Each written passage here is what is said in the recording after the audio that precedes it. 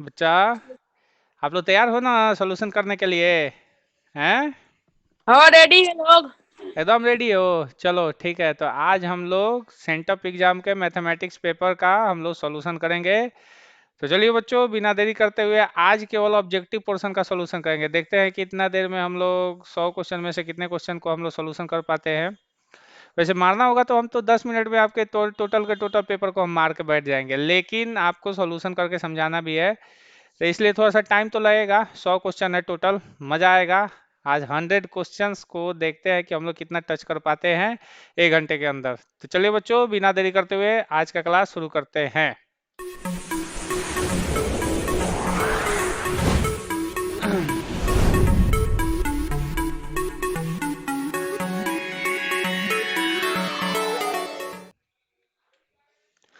देखिए बच्चों, आप लोग के सेंटअप एग्जाम के पेपर आप लोग के सामने आ चुका है। इसको हम लोग सॉल्व करेंगे बच्चों। देखिए बच्चों, सॉल्व कैसे होगा इसका।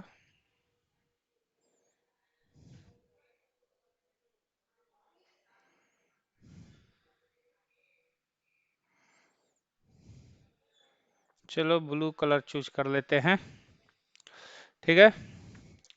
यहाँ पर देखिए सबसे पहला क्वेश्चन दिया हुआ है यहाँ पे कि यदि भाग ए लोगरिदम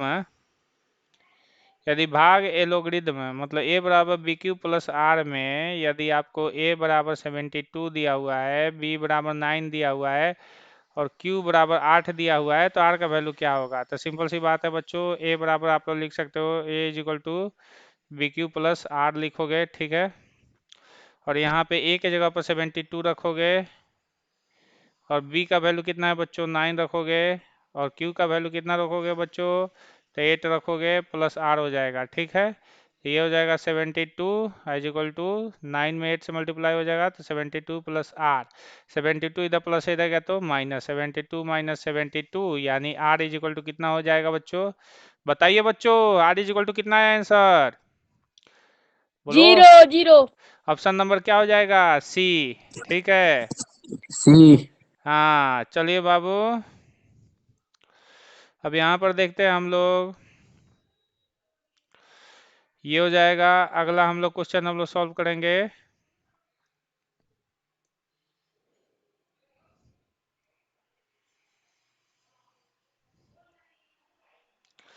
यहाँ पे अगला क्वेश्चन जो दिया हुआ है बच्चों, क्वेश्चन कुछ इस प्रकार से है, ध्यान देना बच्चों। यहाँ पे क्वेश्चन क्या दिया हुआ है, देखिए। मौसा ए बी मौसा ए बी इंटू लौसा ए बी यानी दो संख्याओं का, अगर दो संख्याएं दिए रहते हैं, अगर पहली संख्या ए हो और दूसरी संख्या बी हो, तो दोनों संख्याओं का गुणनफल बराबर जानते हो क्या हो जाता है। दोनों संख्याओं का गुणनफल बराबर H C F a b into LCM a b, यानी दो संख्याओं का गुणनफल बराबर दोनों संख्याओं का मौसा गुने दोनों संख्याओं का लौसा। तो आपका बी नंबर ऑप्शन क्या हो जाएगा बच्चों, सही हो जाएगा, ठीक है बच्चों। उसके बाद यहाँ पे तीसरा नंबर क्वेश्चन दिया हुआ है कि √15 क्या है बच्चों। तो जिस संख्या के ऊपर रूट लगा रहे वो समझ लेना कि वो संख्या जो होती है बच्चों वो अपरिमेय संख्या होती है। कौन सी संख्या होती है, अपरिमेय संख्या होती है, ठीक है। देखिए तो ये अपरिमेय संख्या आप लोग की हो जाएगी ऑप्शन में, ठीक है। तो अपरिमेय संख्या इसका आंसर हो जाएगा बच्चों, ठीक है। चलिए अब देखिए बच्चों,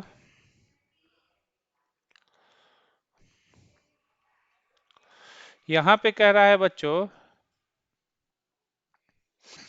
अगला क्वेश्चन कह रहा है कि 124 के अभाज्य गुणनखंड में 2 का घातांक कितना है। तो 2 से कटाइए पहले 124 को, कितना बार में जाएगा बच्चों 124, 2 छक्का 12, 2 दूना के 4, फिर 2 से लेके 4 जाएंगे, 2 तिहाई 6,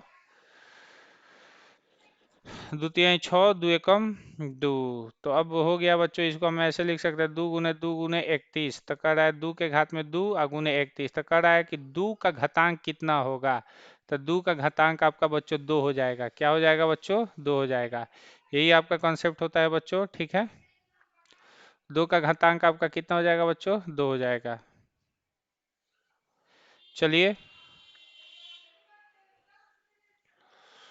अगला क्वेश्चन जो दिया हुआ है वो कुछ इस प्रकार से क्वेश्चन है बच्चों।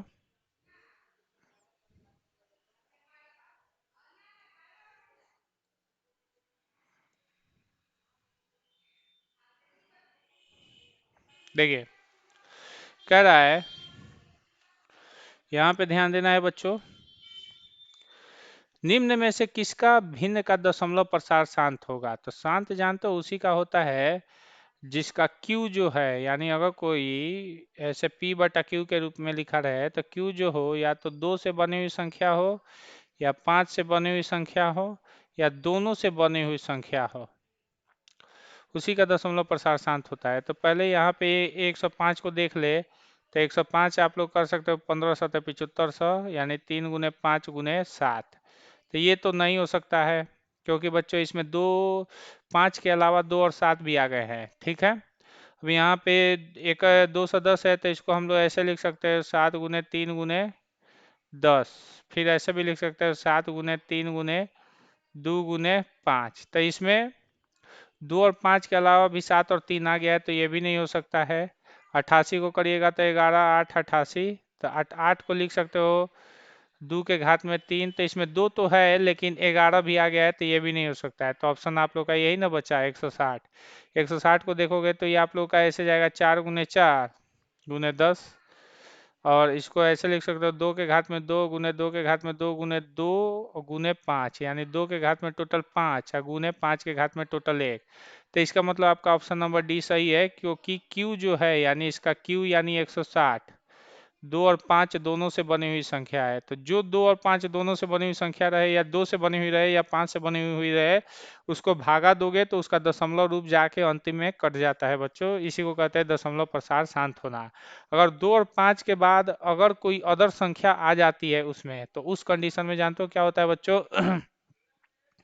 उस कंडीशन में आपका दशमलव जब बदलोगे तो रिपीटेशन दिखाएगा। क्या दिखाएगा बच्चों? रिपीटेशन दिखाएगा, मतलब वो कटेगा ही नहीं, बार बार रिपीट करेगा डिजिट को। तो उसको कहते हैं अशांत आवर्ती, और जो कट जाता है उसको शांत दशमलव कहते हैं। तो यहाँ पे बच्चों आप लोग का ये शांत दशमलव हो जाएगा, तो ऑप्शन नंबर डी हो जाएगा। ठीक है बच्चों, चलिए अब अगला क्वेश्चन हम लोग सॉल्व करेंगे। कह रहा है दो संख्याओं का गुणनफल 1600 है। ठीक है बच्चों, सिंपल सी बात है, वही कॉन्सेप्ट हो गया है बच्चों जो पहले वाला कॉन्सेप्ट है। ठीक है, दो संख्या वाला कॉन्सेप्ट है बच्चों। तो दो संख्या वाले कॉन्सेप्ट में याद रखिएगा बच्चों,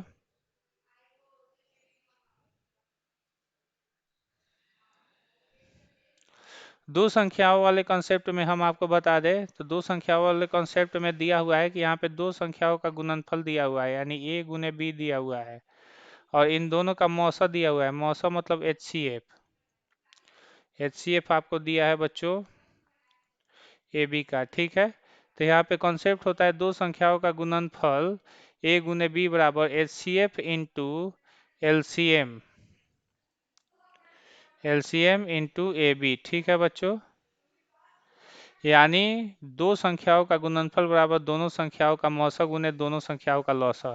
तो ए गुने बी का मान कितना हो गया बच्चों? 1600 इज इक्वल टू में हम लोग क्या लिखेंगे बच्चों? 5 गुने LCM लिखेंगे बच्चों, LCM ऑफ ए बी। ठीक है बच्चों, अब देखिए 5 से ये जानते हो कितना बार में जाएगा? पंते हैं 15, 5 गुना के 10, 320, यानी एलसीएम आपका आ जाएगा बच्चों 320। चलिए जो भी बच्ची ये मारी है ये सही मारी है, एलसीएम 320 आएगा। ठीक है बच्चों, उसी तरह से उसी तरह से अगला क्वेश्चन जो है बच्चों, उस क्वेश्चन को थोड़ा सा हम लोग देखेंगे बच्चों।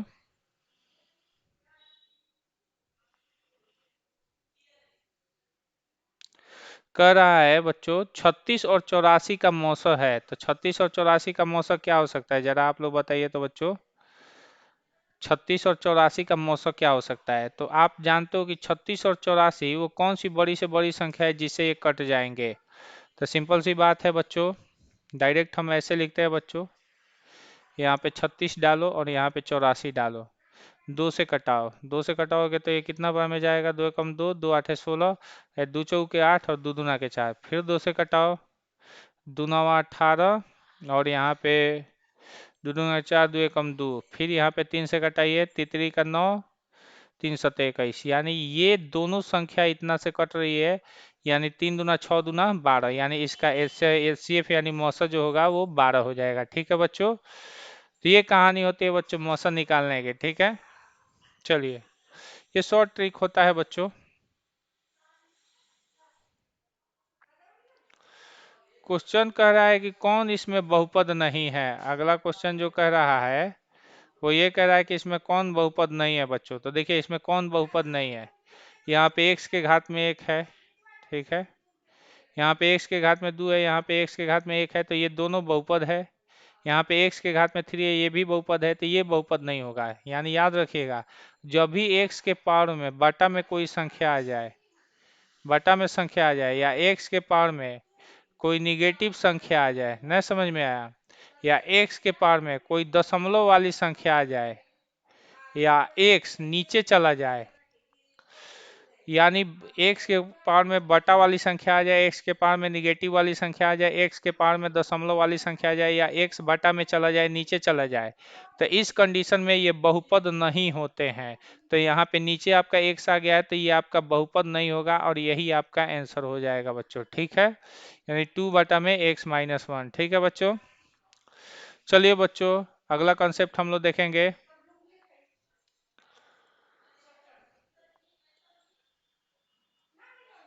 कह रहा है यहाँ पे अगला कॉन्सेप्ट कह रहा है बच्चों कि यदि बहुपद इतना का अल्फा बीटा हो तो अल्फा प्लस बीटा का मान क्या होता है। तो यहाँ पर देखिए किसी भी बहुपद को a x square plus b x plus c के रूप में लिखा जाता है, द्विघात बहुपद को। तो आप देख सकते हो कि यहाँ पे ए का मान कितना है, तो ए का मान यहाँ पे 1 है, ए का मान 1 रख सकते हो। बी का मान देखिए, बी का मान -2 है, तो बी का मान -2 रख सकते हो। सी का मान कितना दिया हुआ है बच्चों, 5, तो सी का मान 5 रख सकते हो। तो पूछा है कि अल्फा प्लस बीटा का मान क्या होता है। तो अल्फा प्लस बीटा का मान बच्चों -b/a होता है। क्या होता है, -b/a होता है। तो -b का मान आपका ऑलरेडी है -2, और a का मान कितना है बच्चों, 1 है। तो माइनस माइनस प्लस यानी 2 आ गया, तो ये आपका आंसर हो जाएगा बच्चों, ठीक है। यही कहानी होती है बच्चों आप लोगों के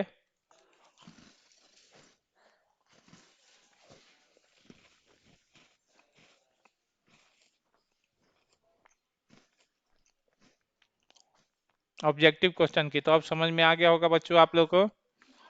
चलिए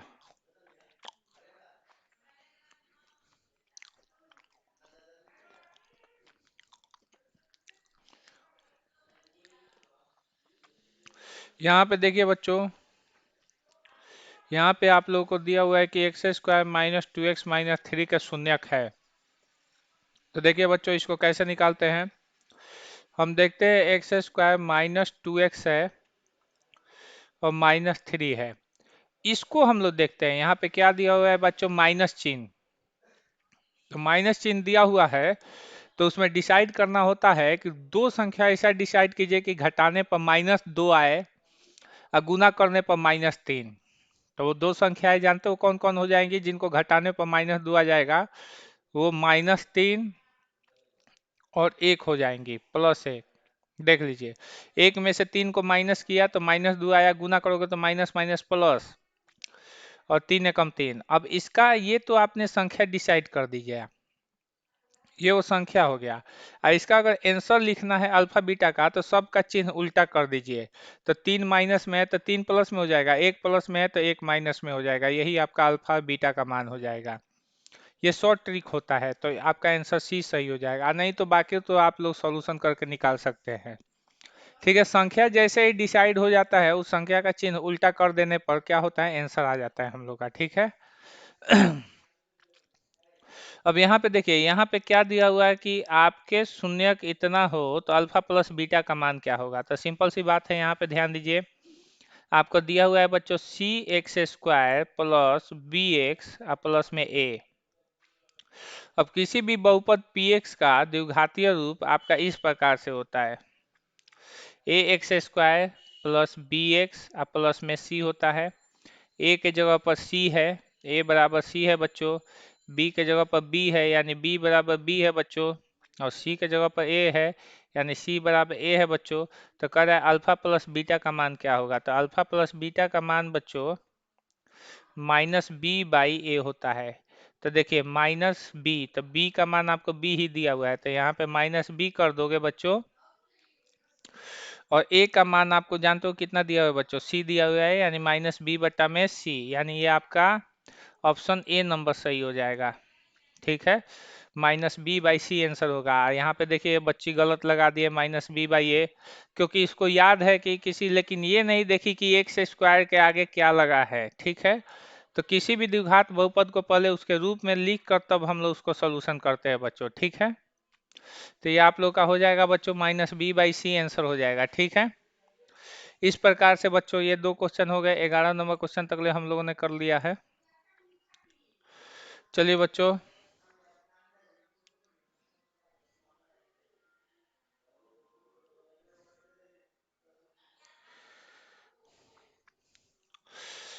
इसमें 1 मिनट बच्चों,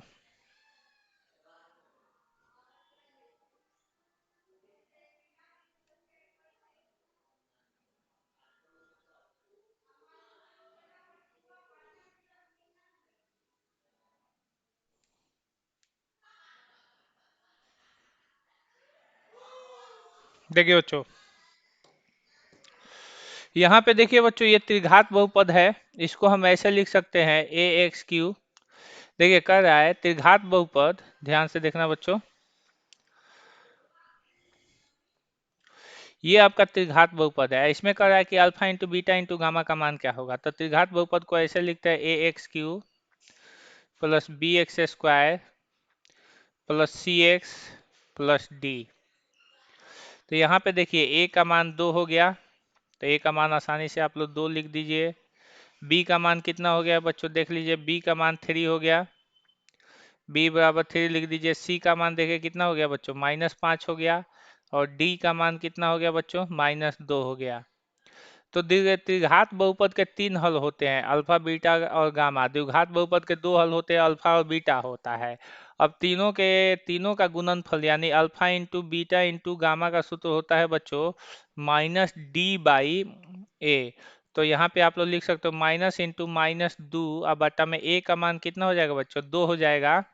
तो माइनस माइनस क्या हो जाएगा, +2 अब बटा में 2, 2 से 2 कैंसिल हो जाएगा कितना बार में, एक बार में। तो ये आपका बी नंबर ऑप्शन सही हो जाएगा बच्चों। ठीक है, इस तरीके को क्वेश्चन आते हैं बच्चों। ठीक है, ज्यामिति वाले पोर्शन को छोड़कर हम लोग सारे क्वेश्चन को सॉल्व करेंगे बच्चों। ठीक है, चलिए आगे हम लोग बढ़ते हैं बच्चों। देखिए बच्चों,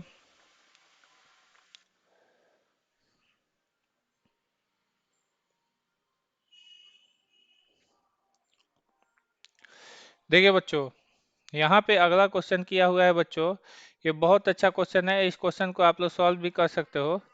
कह रहा है एक बहुपद पी एक्स है, दूसरा बहुपद क्यू एक्स है, तीसरा बहुपद जी एक्स है। ठीक है, अब यहाँ पे कह रहा है कि पी एक्स का मान जो है, पी एक्स का घात 4 है, यानी पी एक्स को आप लोग लिख सकते हो, पी एक्स को आप लोग लिख सकते हो एक्स के घात में 4, और जी एक्स का घात 2 है, यानी जी एक्स की जगह पर आप लोग लिख सकते हो बच्चों एक्स के घात में 2। ठीक है, तो अब कह रहा है p x by g x का मान क्या होगा। तो p x by g x का घात क्या होगा, तो जैसे ही पी एक्स अब बाई जी एक्स करोगे बच्चों, ठीक है, p x by g x करोगे तो यहाँ पे एक्स के घात में 4 अब बटा में जी एक्स में एक्स के घात में 2 हो जाएगा।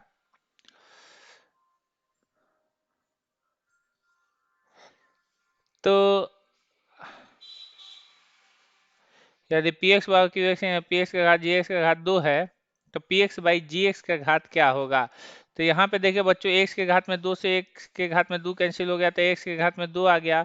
तो यहाँ पे ये घात क्या हो जाएगा बच्चों, 2 हो जाएगा। ये आपका सॉल्व हो गया बच्चों। ठीक है, अब इसमें देखिए बच्चों अगला क्वेश्चन कर रहा है,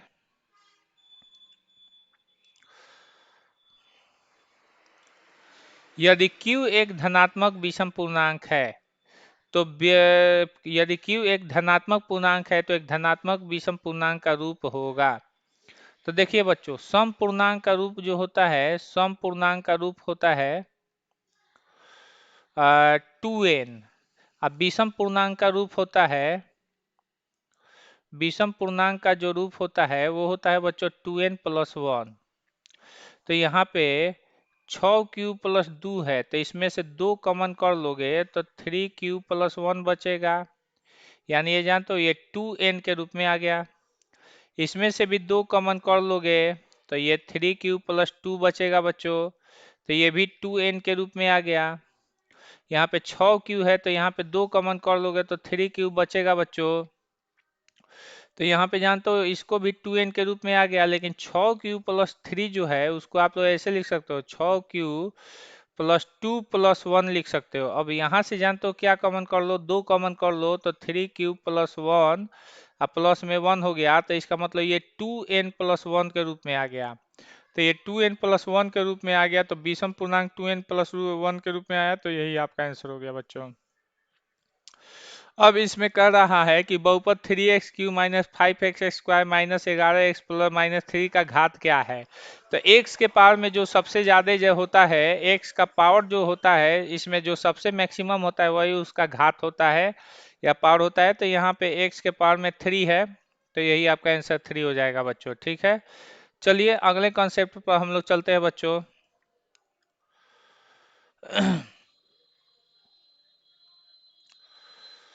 देखिए बच्चों, अगला क्वेश्चन दिया हुआ है कि द्विघात बहुपद के अल्फा और बीटा का मान दे दिया हुआ है। अल्फा का मान 1 दिया हुआ है, बीटा का मान 1 दिया हुआ है।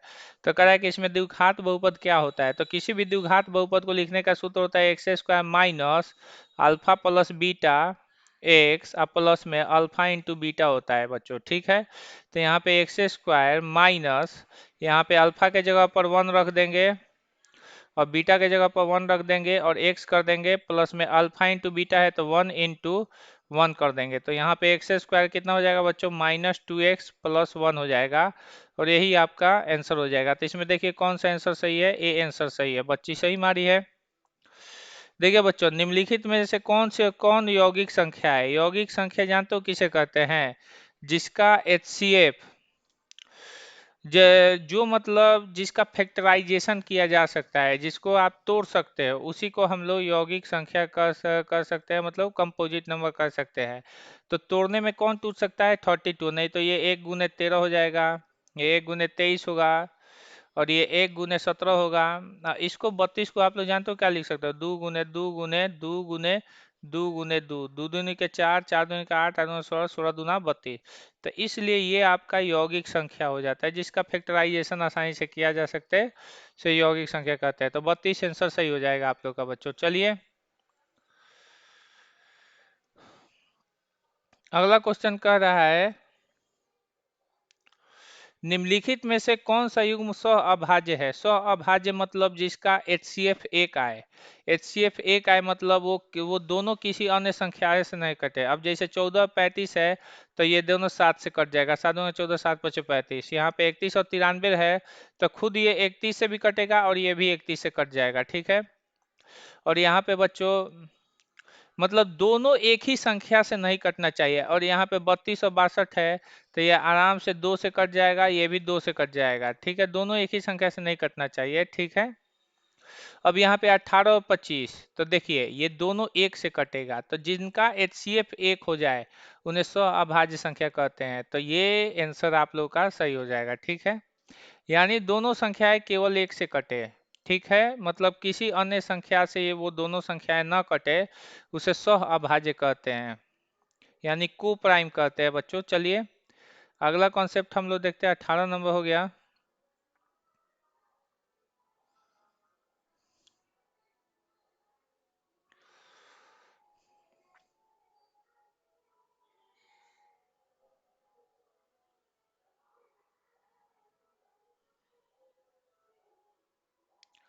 देखिए बच्चों, कह रहा है यदि बहुपद इतना प्लस इतना के एक शून्यक दूसरे के व्युत्क्रम हो तो के का मान क्या होगा। के का मान क्या होगा, देखिए बच्चों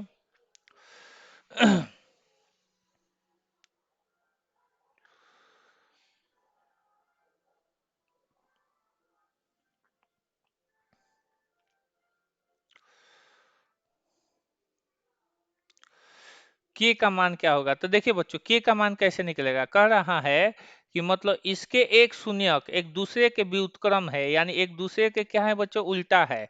तो अगर अल्फा बराबर आपने x माना तो बीटा बराबर जानते हो क्या हो जाएगा, 1/x हो जाएगा। क्या हो जाएगा बच्चों, 1/x हो जाएगा। यानी अल्फा का मान अगर x आएगा तो बीटा का मान 1/x हो जाना चाहिए, क्योंकि ये एक दूसरे के व्युत्क्रम है। व्युत्क्रम यानी उल्टा, अल्फा का मान 1/बीटा होगा, बीटा का मान 1/अल्फा होगा। अब हम क्या करते हैं, दोनों को गुना करते हैं। अल्फा इंटू बीटा बराबर जानते हो क्या हो जाएगा, x इंटू 1/x हो जाएगा, और x से x कैंसिल हो जाएगा, तो अल्फा इंटू बीटा का मान कितना हो जाएगा बच्चों, 1 हो जाएगा। और अल्फा इंटू बीटा का सूत्र होता है -b/a बराबर 1। अब यहाँ पे देखिए a x square, sorry minus alpha into beta का मान जानते हो क्या हो जाता है, c/a हो जाता है। अल्फा इंटू बीटा का मान c/a हो जाता है, ax square plus bx plus C. तो सी का मान कितना है बच्चों, सी का मान आप लोग देख लीजिए के बराबर है, तो सी का मान के रख दीजिए, और ए का मान जानते हो कितना हो जाएगा बच्चों, 3 रख दीजिए। अब बराबर 1 हो जाएगा, 3 इधर जाकर गुना हो जाएगा, तो के बराबर आपका 3 आंसर आ जाएगा, और ये आपका ए नंबर ऑप्शन सही हो जाएगा। ठीक है बच्चों, ये आपकी कहानी होती है बच्चों, और हमको लग रहा है कि अब आप लोगों को समझ में आ रहा होगा। ठीक है, चलिए बच्चों अगले क्वेश्चन पर हम लोग चलते हैं। देखिए बच्चों, अगला क्वेश्चन जो दिया हुआ है बच्चों, वो ऐसे दिया हुआ है कि यदि किसी भी दो चर वाले रैखिक समीकरण के लिए a1x plus b1y plus c1 बराबर 0, a2x plus b2y plus c2 बराबर 0 हो, तो इस कंडीशन में a1 बटा a2 बराबर b1 बटा b2 बराबर c1 बटा c2, इस समीकरण का हल क्या होगा। तो जब भी ये कंडीशन होता है, ये कंडीशन आश्रित समीकरण में होता है। कौन से समीकरण में, आश्रित में होता है। आश्रित समीकरण का क्या होता है बच्चों, अनंत हल होता है। अनंत हल होता है यानी इनफाइनाइट सॉल्यूशन, इनफाइनाइट सॉल्यूशन होता है। ठीक है बच्चों, इसका ग्राफ जो होता है संपाती होता है। संपाती मतलब ओवरलैप्ड होता है, एक दूसरे के ऊपर ओवरलैप्ड होते हैं या आच्छादित होते हैं, तो इसमें अनंत हल हो जाएगा ये। ठीक है बच्चों, इसमें ज़्यादा कोई रॉकेट साइंस नहीं है। हम आप लोगों को रैखिक समीकरण अभी ऑनलाइन पढ़ा ही रहे हैं, तो उसमें आप लोगों को समझ में आ जाएगा बच्चों। चलिए अगले कॉन्सेप्ट में हम लोग चलते हैं बच्चों। यहाँ पे दिया है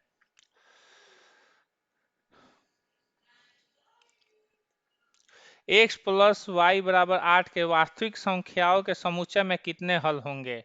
तो देखिए बच्चों, जब एक रैखिक समीकरण होता है तो उसके अनंत हल होते हैं। क्यों, क्योंकि y का जितना मान आप रखते जाओगे x का मान उतना ही आएगा। अगर y का मान 1 रखोगे तो x का मान 7 आएगा, 2 रखोगे तो 6 आएगा, जितना रखोगे उतना आएगा।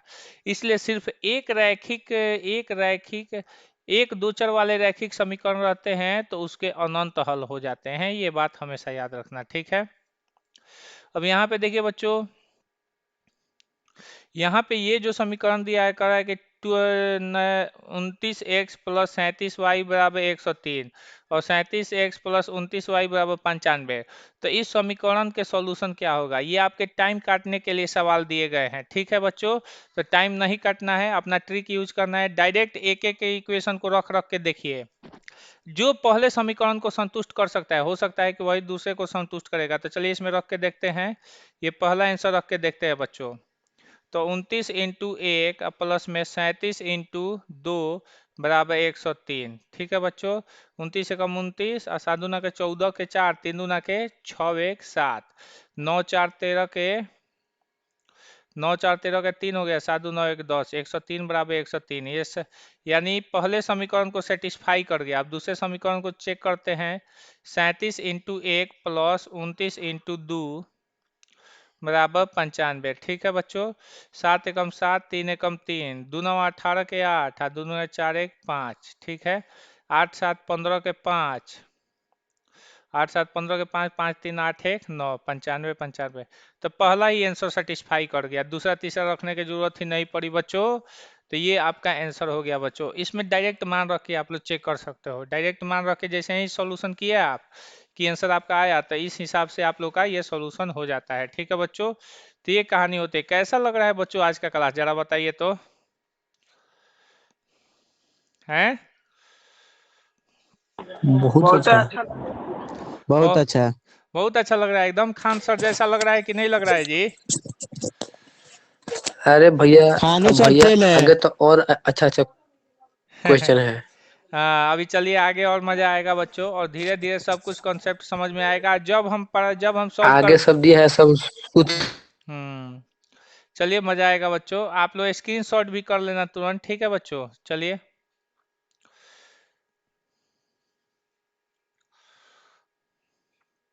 देखिए बच्चों, यहाँ पे कह रहा है बच्चों, एक घातीय समीकरण का लेखा चित्र हमेशा होता है, यानी the graph of equation in 1 degree always represent. तो इसका आंसर हो जाता है स्ट्रेट लाइन, यानी 1 डिग्री एक्स के घात में 1 का हम सरल रेखा कहते हैं बच्चों।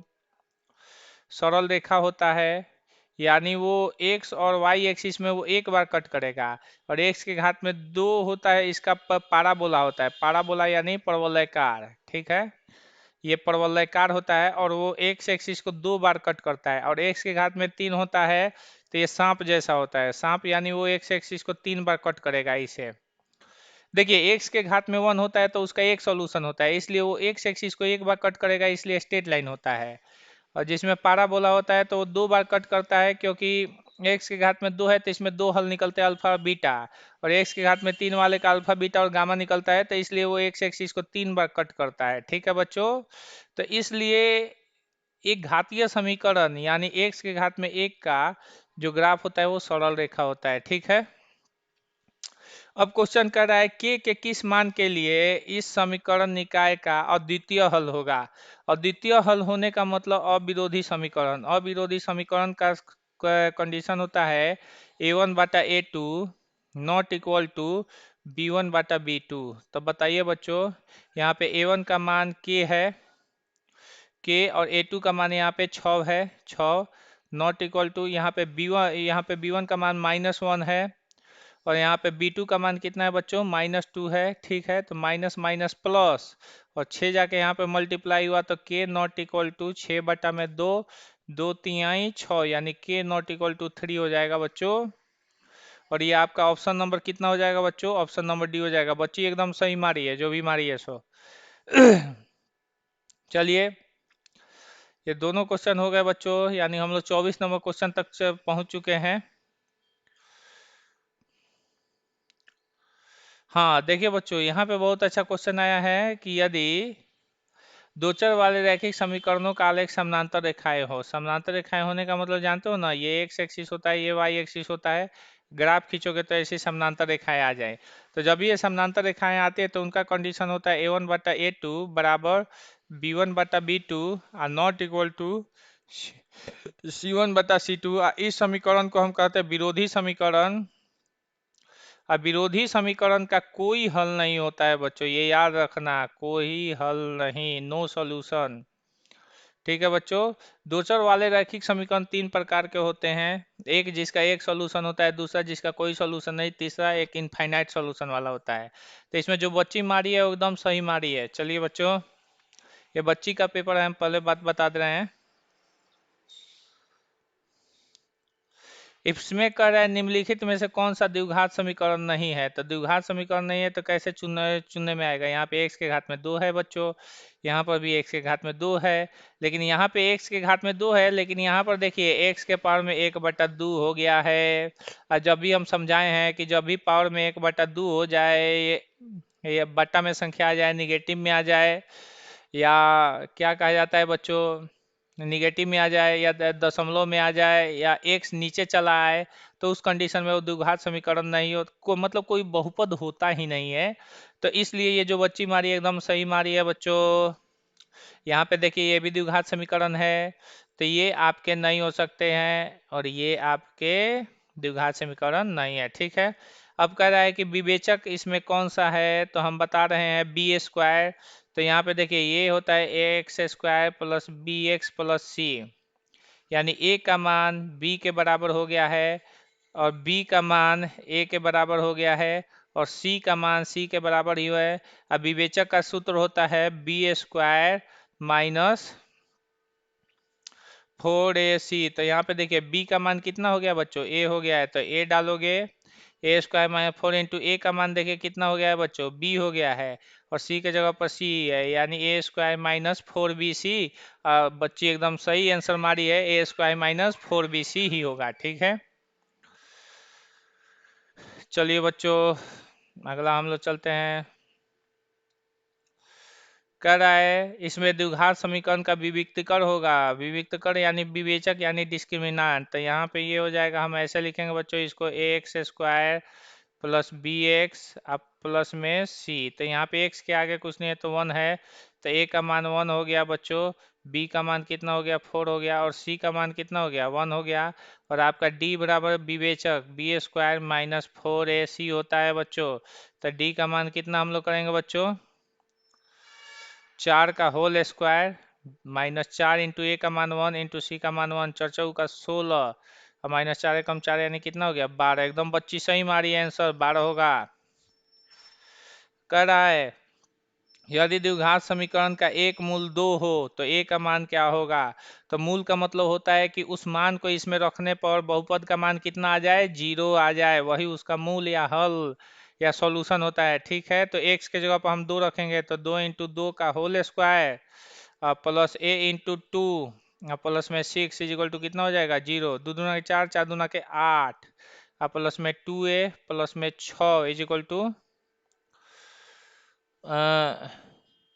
2 4 4 8, हाँ 8 6 कितना हो जाएगा बच्चों, 8 6 कितना हो जाएगा 2a प्लस में 14 इज इक्वल टू 0। 14 इधर प्लस है इधर गया तो माइनस, यानी 2a बराबर माइनस 14। और 2 से ये जानते हो कितना बड़ा में जाएगा, 2 साते 14, यानी a का वैल्यू माइनस 7 आएगा। एकदम बच्ची सही मारी है बच्चों, ये भी आंसर सही है। ये तनुआ का पेपर है, तनुआ है रे इसमें, नहीं है अभी,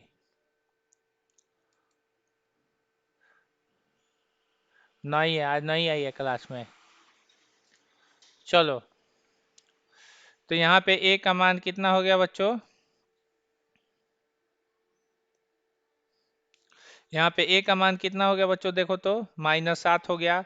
तो इस प्रकार से ये भी आंसर सही मारी है बच्चों। 29 नंबर क्वेश्चन तक लो हम लोग कर लिए हैं बच्चों। चलिए आगे बढ़ते हैं हम लोग। कह रहा है यदि द्विघात समीकरण के मूल यानी द्विघात समीकरण के मूल यानी अल्फा 5 है और बीटा -2 है तो वो समीकरण है। तो हम अभी बताए हैं कि द्विघात समीकरण को कैसे लिखा जाता है बच्चों। द्विघात समीकरण को लिखा जाता है x² minus alpha plus beta x plus में अल्फा इंटू बीटा। चलिए बच्चों, तो देखते हैं x² माइनस अल्फा का मान 5 है और -2x प्लस में अल्फा का मान 5 इंटू में -2 हो जाएगा बच्चों। ठीक है, तो ये हो जाएगा x² माइनस 5 में से 2 गया तो 3 अब प्लस माइनस माइनस 5 दूना के 10x। देखिए तो इसमें कौन सा आंसर सही हो जाएगा बच्चों, ऑप्शन नंबर बी। इसको भी सही मारी है बच्ची एकदम। चलिए, ये तनुआ का पेपर है, चलो ठीक है।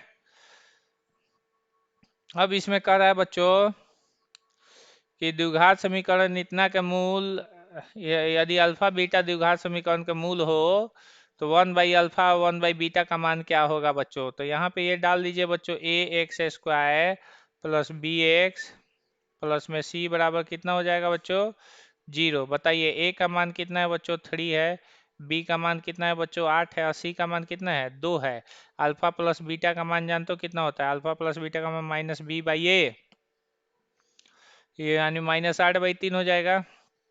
अल्फा इंटू बीटा का मान जानते हो क्या हो जाएगा बच्चों c/a, यानी कितना हो जाएगा बच्चों 2/3 हो जाएगा। आप लोग को निकालना है 1/अल्फा प्लस 1/बीटा का मान। तो 1/अल्फा प्लस 1/बीटा का एलसीएम करेंगे तो अल्फा इंटू बीटा हो जाएगा और ऊपर बीटा और प्लस में अल्फा हो जाएगा। देखिए अल्फा प्लस बीटा का मान यहाँ पे रख दिया है, आप लोग लिख सकते हो -8/3। अल्फा इंटू बीटा का मान क्या यहाँ पे रख दिया है बच्चों, देख लीजिए ये हो जाएगा 2/3। पलटी मरवा दीजिए, ये पलटी मारेगा तो 8/3 गुने 3/2 हो जाएगा। 3 से 3 क्या हो जाएगा कैंसिल, 2 चौके 8 यानी -4 आ जाएगा बच्चों। और ये आपका सी नंबर ऑप्शन हो जाएगा। ठीक है। चलिए बच्चों, मजा आ रहा है बनाने में, बाप रे बाप 31 तक ले पहुंचे हैं बच्चों, 6:47 हो गया तेरी के बाला के। चलिए, लगता है कि 2 दिन ये टाइम ले लेगा आप लोग को एथी करने में। देखिए बच्चों, यहाँ पे क्या होता है, यदि द्विघात समीकरण x square plus b x plus c बराबर 0 में विविक्तिकरण का मान 0 से बड़ा हो, यानी d ग्रेटर देन 0 हो, यानी b square minus 4ac greater than 0 हो, तो यहाँ पे विवेचक, यहाँ पे मूलों की प्रकृति वास्तविक एवं असमान होती है। और अगर बी स्क्वायर माइनस 4ac बराबर 0 हो बच्चों, ये पहला नंबर है, तो पहला नंबर का कंडीशन ये हो जाता है। अब बी स्क्वायर माइनस 4ac बराबर 0 हो, तो ये दूसरा नंबर है, तो इसमें वास्तविक और समान हो जाते हैं। अगर b square minus 4ac less than 0 हो जाए, यानी विवेचक का मान 0 से छोटा हो जाए, तो तीसरा नंबर कंडीशन है, यानी वास्तविक नहीं हो जाते हैं, यानी काल्पनिक हो जाते हैं। ये बात याद रखना। द्विघात समीकरण में हम सारी चीजें पढ़ाए हैं। हाँ बोलो, कोई को दिक्कत है? चलिए अगला कर रहा है 33 नंबर में कि सार्वभौम अंतर है, यानी डी का मान निकालना है। देखिए बच्चों, डी का मान कैसे निकलेगा, तो यहाँ पे डी का मान a2 माइनस a1 हो जाता है। इसको हम कहते हैं a1, इसको कहते हैं a2, इसको कहते हैं a3, इसको कहते हैं a4, डॉट डॉट डॉट। और डी का मान होता है डिफरेंस a2 माइनस a1, यानी 1.7 में से माइनस करो 0.6 को, तो 1.1 आएगा। ये आपका ऑप्शन सही हो जाएगा। अब इसमें देखिए कह रहा है कि इसमें से कौन सा समानांतर श्रेणी में है, तो समानांतर श्रेणी मतलब दोनों सभी जगह अंतर समान हो। तो 4 और 2 का अंतर 2 होता है, 8 और 4 का अंतर 4 होता है, 16 और 8 का अंतर 8 होता है, 20 और 16 का अंतर कितना हो जाता है, 4। तो ये नहीं है। -6 में से 10 को माइनस करोगे बच्चों तो 4 आ जाएगा। -2 में से -6 को माइनस करोगे तो 4 आ जाएगा। और 2 में से -2 को माइनस करोगे तो 4 आ जाएगा। ये है, बाकी ये सब नहीं होगा, नहीं होगा। अंतर निकाल के देख लीजिए, -6 और माइनस माइनस 10 कीजिएगा बेटा तो कितना आ जाएगा, 4 आएगा। फिर -2 और माइनस माइनस 6 कीजिएगा तो भी कितना आएगा बच्चों, 4 आएगा। फिर 2 माइनस माइनस 2 कीजिएगा तो भी कितना आएगा, 4 आएगा। इसलिए ये है, ठीक है, ये एपी में है। यानी एपी उसी को कहते हैं समानांतर श्रेणी। किसे कहते हैं, समानांतर श्रेणी, यानी समान अंतर वाली श्रेणी, जिसके लगातार दो पदों का अंतर समान होता है, उसे समानांतर श्रेणी कहते हैं। The difference of two consecutive term is same is called arithmetic progression, यानी दो लगातार पदों का अंतर समान हो उसे समानांतर श्रेणी कहते हैं। ठीक है बच्चों, चलिए अगले कॉन्सेप्ट पर हम लोग चलेंगे बच्चों। 34 नंबर हो गया, बाप रे बाप।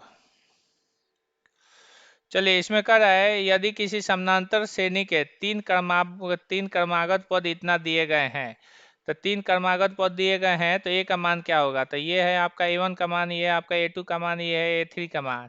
कोई एपी तभी में होता है जब उसका d1 और d2 आपस में बराबर होता है। और d1 का फार्मूला होता है a2 माइनस a1 और d2 का फार्मूला होता है a3 माइनस a2। ठीक है, तो a2 का मान ये a माइनस 4/5 और उसके बाद 2 माइनस ए हो जाएगा बच्चों। तो ए इधर माइनस इधर गया तो प्लस, ए इधर माइनस इधर जाएगा तो प्लस। तो ए प्लस ए बराबर 2 प्लस 4/5, 5 दूना के 10, 4 14/5। तो यहाँ पे 2a बराबर 14/5 हो गया बच्चों। तो 2 7 14, यानी ए का मान कितना आ गया, 7/5 आ गया। एकदम सही मारी है लड़की, जो भी मारी है एकदम सही मारी है। तनुआ अच्छा मैथ पर बनाती है रे। चलिए यहाँ पे देखिए कह रहा है यदि किसी एपी का nवां पद 3n+5 के रूप में हो तो इसका सार्वअंतर क्या होगा। तो याद रखना बच्चों, जो n के साथ गुना रहता है वही सार्वअंतर होता है। डायरेक्ट इसमें 3 मार सकते हो, लेकिन हम आपको निकाल के भी दिखा सकते हैं। यानी an का मान जानते हो कितना दिया हुआ है, 3n+5 दिया हुआ है। तो a1 का मान निकालिए, 3 × 1 + 5 यानी कितना हो जाएगा बच्चों, 8। a2 का मान निकालिए तो 3 × 2 + 5 यानी 3 दूना के 6, 5 11। और d का मान हो जाता है बच्चों a2 माइनस a1 यानी 11 माइनस 8 इक्वल टू कितना हो जाएगा बच्चों, 3। एकदम सही आंसर है बच्चों। n के साथ जो गुना रहेगा, याद रखना, n के साथ जो भी गुना रहता है वही d का मान होता है, याद रखना। ये एकदम d का मान होता है, n के साथ जो भी गुना रहता है। ठीक है बच्चों, अब कह रहा है इसमें कौन सा पद 29 है, कौन सा पद 29 है। तो एनवा पद आपका 29 है बच्चों। एनवा पद का सूत्र होता है a plus n minus one into d बराबर 29। यहाँ पे ए का मान 5 है बच्चों, प्रथम पद 5 है।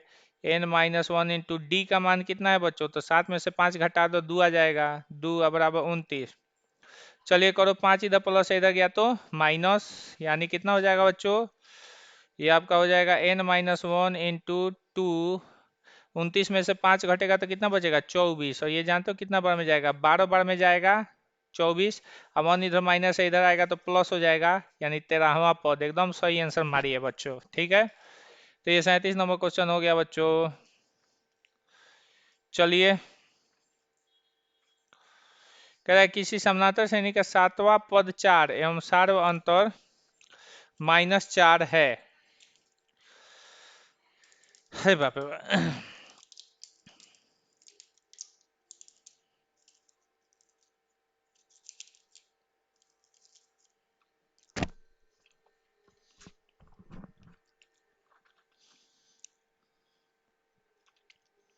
देखिए कह रहा है किसी श्रेणी का 7वां पद 4 है। यहाँ पे थोड़ा सा ध्यान दीजिए बच्चों। किसी श्रेणी का 7वां पद 4 है, यानी A7 का मान 4 दिया हुआ है, सारवंत यानी D का मान -4 दिया हुआ है। तो कह रहा है प्रथम पद क्या होगा, यानी A बराबर वाट। तो A7 का सूत्र होता है A प्लस 6D बराबर 4। D के जगह पर -4 रख दो, 6 माइनस 4 इज इक्वल टू 4, यानी -24 इज इक्वल टू 4। 24 इधर माइनस है, इधर गया तो प्लस, 4 प्लस 24, A का मान 28। एकदम इसका भी आंसर सही मारी है, वाह बेटी वाह। अब अगला देखिए, अगला कॉन्सेप्ट क्या कर रहा है बच्चों, ये A18 माइनस A14 का मान 32 है, तो उस श्रेणी का सार्वंतर क्या होगा। तो A18 का सूत्र जानते हो क्या होता है, A प्लस 17D होता है, माइनस A14 का फॉर्मूला हो जाएगा A माइनस 13D, सॉरी ये तो गड़बड़ हो गया, A माइनस 13D हो जाएगा। अब बराबर कितना है बच्चों, 32 हो गया। अब देखिए A plus 17D minus A plus में 13D बराबर 32, माइनस या प्लस से क्या हो जाएगा, कैंसिल।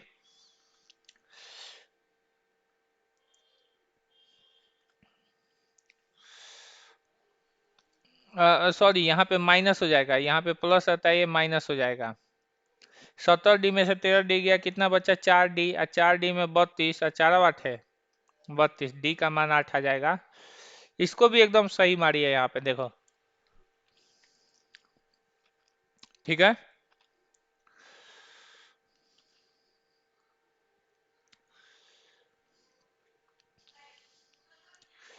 कह रहा है इसका जोड़ बराबर है। देखिए बच्चों, तो जोड़ का फॉर्मूला होता है एस एन बराबर n/2 2a plus n-1 into d. S n का मान ऑलरेडी n है, n/2, 2 इंटू ए का मान 1 है, 2 into 1 plus n-1 into d का मान कितना है, तो दोनों का अंतर 1 है, तो यहाँ पे n-1 इंटू 1 हो जाएगा। तो देखिए बच्चों एस एन बराबर हो जाएगा n/2, 2 एकम 2 प्लस n-1। ए बदमाशी नहीं। तो एस एन बराबर आप लोग का हो जाएगा बच्चों n/2, और 2 में से 1 जाएगा तो 1 बचेगा n+1। तो ये आप लोग का बी नंबर ऑप्शन सही हो जाएगा, ठीक है। ये एपी के जोड़ का फॉर्मूला है।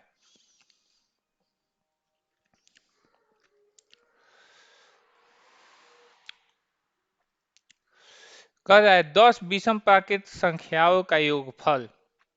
तो याद रखना बच्चों,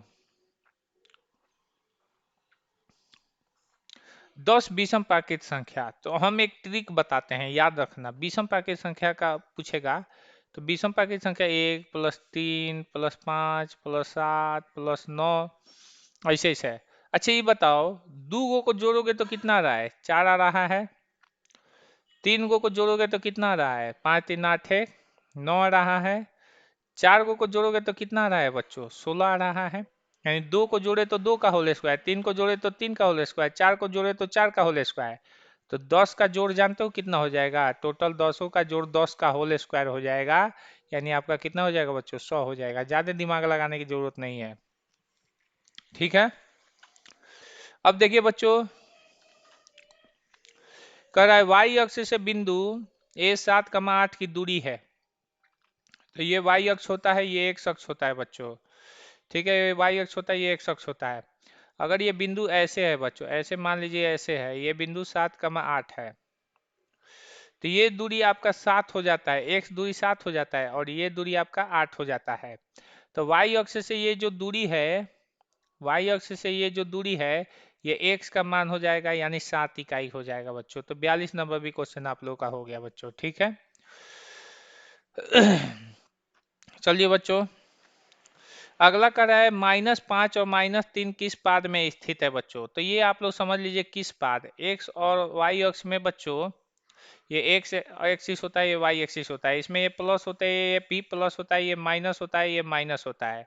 तो पहले में प्लस एक्स और प्लस वाई हो जाता है, ये प्रथम पाद होता है। दूसरे में एक्स का मान माइनस और वाई का मान प्लस हो जाता है, और तीसरे में एक्स का भी मान माइनस और वाई का भी मान माइनस हो जाता है, और चौथे में एक्स का मान प्लस और वाई का मान माइनस हो जाता है।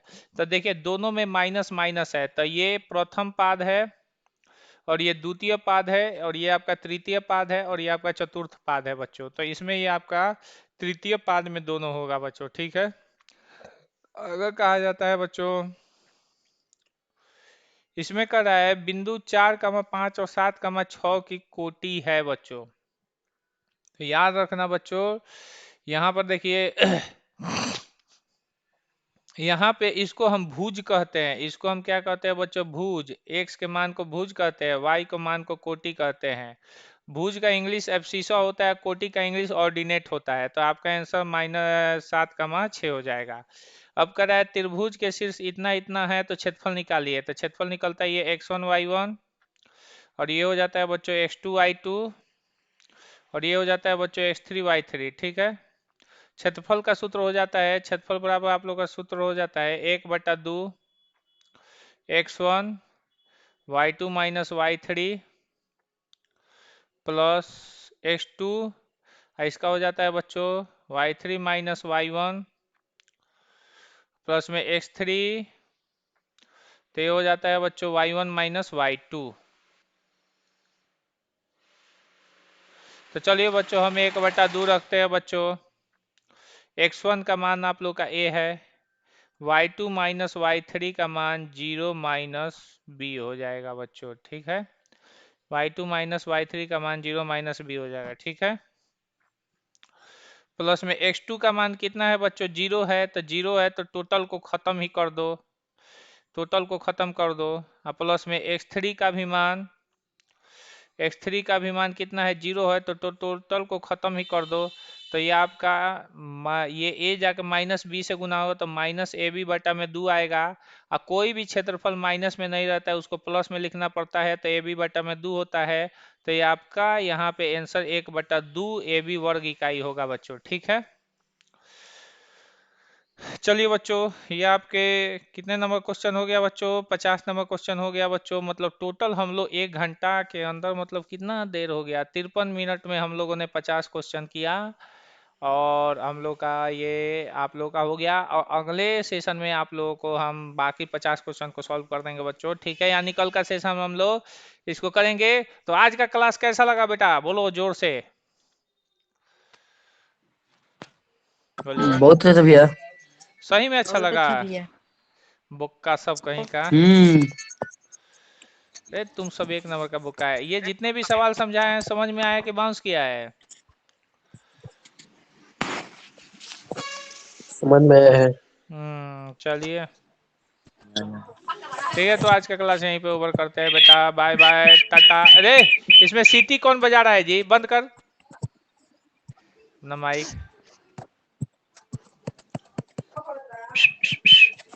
देखो पीछे से कोई सीटी बजा रहा है।